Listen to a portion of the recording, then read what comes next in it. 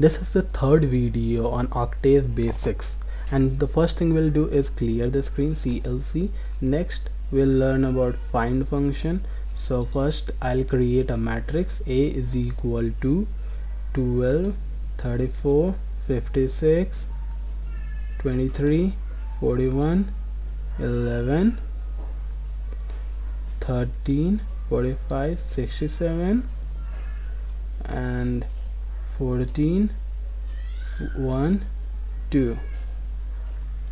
Now we have our matrix.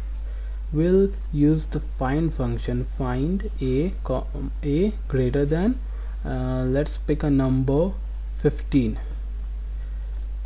and we have our answer. So the result is 2, 5, 6, 7, 9, 11. So what are these? These are the position of the numbers that are greater than 15, but they are not the index in form of row column. The find function sees the matrix as a column vector. So if you want to understand what it means, just write A, and now you'll see that the numbers that are mentioned here, these 2, 5, 6, 7, 9, just look at the positions in this column vector and you'll find that these numbers are all greater than 15, and all the numbers that are not present in the index section are all less than 15.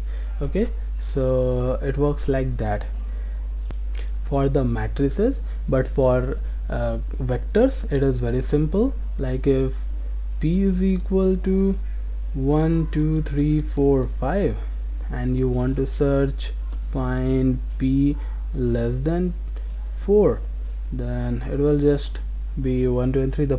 Actually these 1, 2, 3 are the positions. Okay, now if you want to get the values that are present at the position, then what you can do is store this into a variable like er is equal to find a greater than 15. Then what you have to do, just write a er and you'll get your answer.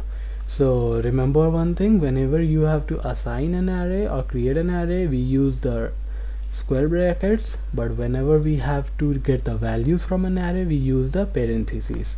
Okay, is the small command, it's just a clear command. So what it does, it clears a value, like it will clear er. So if we type who, we will not see er present in the variable list. Then we have two function ones and zeros. So what it does, it ones, let's say 3, 4, it will create a matrix of size 3 cross 4 of all ones, and similar is zeros 4, 5, and we have a matrix of zeros.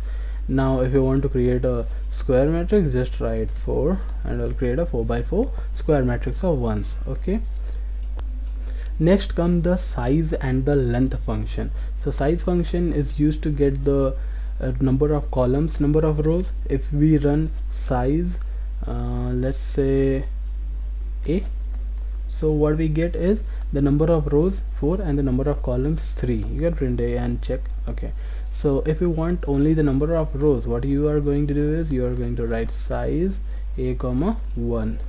This will give the number of rows, and size a comma 2 will give you the number of columns.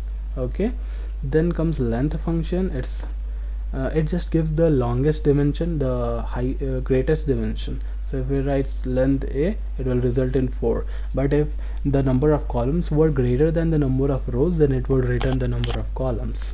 Okay, we have some other functions like prod, prod of a will result in the product of all the numbers column wise, and if it is a column or a row vector, then it will result in product of all the elements of the column or row vector. Okay, similarly we have log and abs for absolute, and we have exp for exponent.